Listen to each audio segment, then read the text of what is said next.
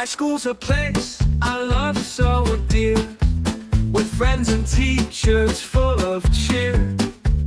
The classroom's bright, the hall's so wide, a world of learning waits inside. Sesuaikan diri dengan persekitaran sekolah yang baharu.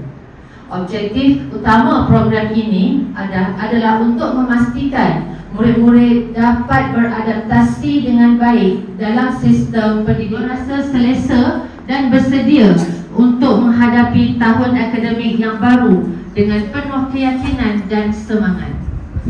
Hadirin sekalian, seterusnya dengan tidak membuang masa lagi, majlis mempersilakan Encik Nik Mazlani bin Muhammad. Untuk master pun kita bersatu di sini.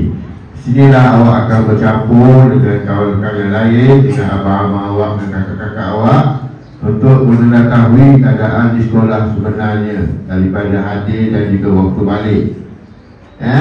Yang pastinya kehadiran itu perlu diutamakan. Awak nak belajar kan? Awak sebagai ibu bapa berganti awak sementara waktu yang memberi ilmu kepada awak.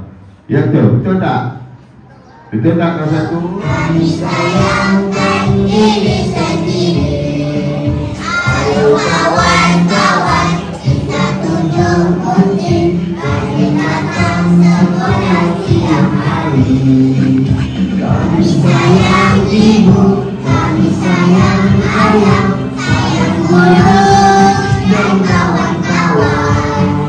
Menjadi guru, kami tidak malu. Bersama dalam kumpulan, saya dibesarkan dengan kasih sayang, terbaik untukku. Menjadi harapan di masa hadapan, sayalah anak yang cemerlang.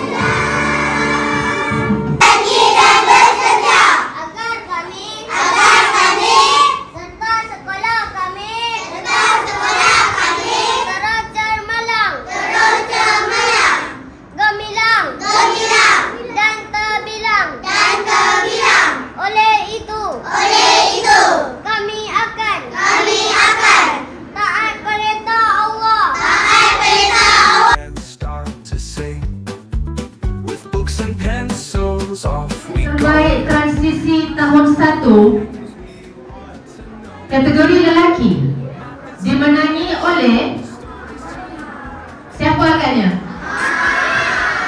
Muhammad Luqmanul Hakim bin Abdul Salim.